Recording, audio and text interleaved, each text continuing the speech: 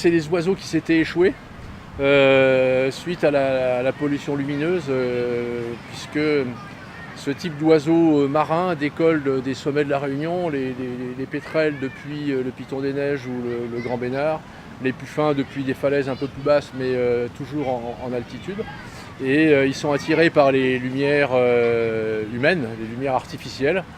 Et au lieu de partir directement en mer, qui est leur lieu de nourriture et leur lieu de vie pendant plusieurs années maintenant, ils s'échouent au sol et la taille de leurs ailes et de leurs pattes font qu'ils ne peuvent plus redécoller sur le sol. Donc on est obligé de les récupérer et ensuite de les relâcher en bord de mer pour qu'ils aillent directement après dans leur milieu naturel.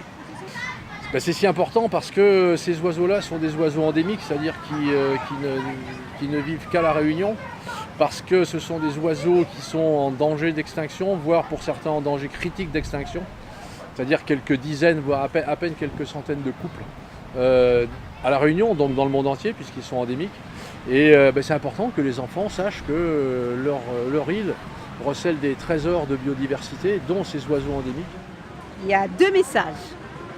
Qu'ils découvrent cet oiseau qui est quand même un emblème de la Réunion, et donc qu'ils découvrent les richesses de leur île et qu'ils s'en approprient et qu'ils assurent la sauvegarde, la promotion de toutes ces espèces à la Réunion. Je leur ai dit qu'est-ce qui est précieux à la Réunion, eux aussi, parce qu'avec ces nuits sans lumière, donc avec moins de pollution lumineuse, leur santé est mieux garantie.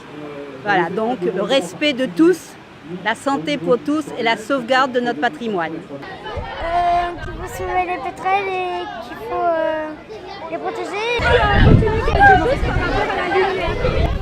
Il faut les éteindre parce que sinon les pétrels ils vont voir au reflet de la rivière et ils vont s'échouer.